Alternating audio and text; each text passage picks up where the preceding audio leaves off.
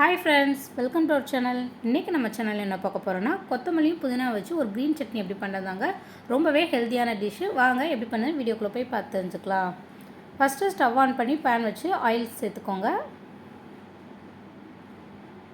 Oil நல்லா heat ஆனதுக்கடுத்து 1 spoon அளவுக்கு உளுத்தம்பருப்பு நல்லா சேர்த்து நல்லா பொரிய விட்டுக்கோங்க.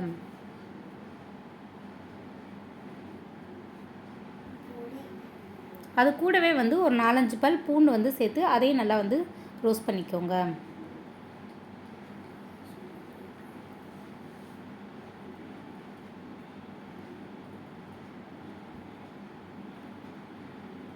இப்போ ரெண்டுமே நமக்கு கலர் நல்லா சேஞ்ச் ஆகி வந்துருச்சு ஃப்ரெண்ட்ஸ்.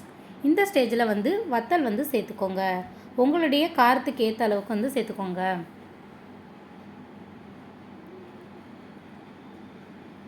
சின்னதாக ஒரு பீஸ் அளவுக்கு புளி சேர்த்துக்கோங்க. இந்த புளி இந்த சட்னியோட ஹீரோனே சொல்லாங்க. நல்லா டேஸ்ட்டு கொடுக்கும். டேஸ்ட்டை நல்லா என்ஹான்ஸ் பண்ணி கொடுக்கும். ரொம்ப ஹெல்த்தியும் கூட, உடம்புக்கு ரொம்ப நல்லது. இந்த மாதிரி சட்னியும் அப்பப்போ செஞ்சு சாப்பிட்றது ரொம்பவே ஹெல்த்தி கூட.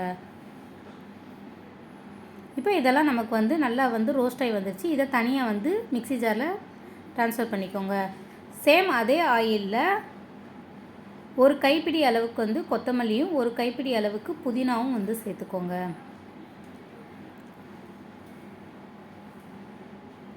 கூடவே ஒரு கொத்து அளவுக்கு கருவேப்பிலையும் சேர்த்துக்கோங்க.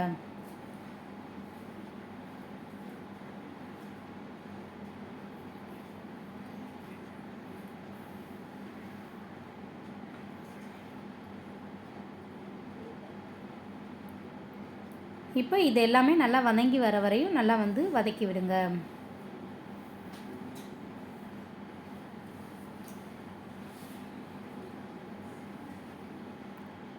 இதோட கொஞ்சமாக உப்பு சேர்த்துக்கோங்க. கல் உப்பு சேர்த்துக்கோங்க.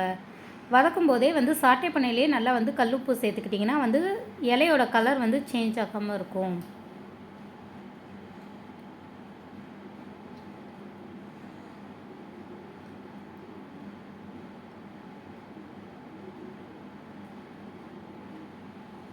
நல்லா சாட்டை பண்ணி விட்டுட்டிங்கன்னா நல்லா இந்த அளவுக்கு குக் ஆனதுக்கடுத்து ஆஃப் பண்ணி நல்லா ஆறுனதுக்கடுத்து அதே மிக்ஸி ஜாரில் போட்டு எல்லாத்தையும் கிரைண்ட் பண்ணி எடுத்துக்கோங்க.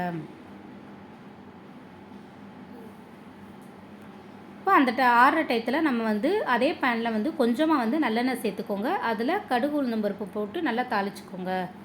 கூடவே ஒரு கொத்து கருவேப்பிலை சேர்த்துக்கோங்க. இப்போ தாளிப்பும் ரெடி ஆயிடுச்சு, சட்னியும் ரெடி ஆயிடுச்சு. இப்போ சூப்பரான டேஸ்ட்டான க்ரீன் சட்னி நமக்கு ரெடி ஆயிடுச்சு ஃப்ரெண்ட்ஸ். இது தோசை, இட்லி, ரைஸ் எல்லாத்துக்குமே சூப்பராக செட் ஆகும். இதே மாதிரி உங்கள் வீட்டில் செஞ்சு கொடுத்து பாருங்கள்.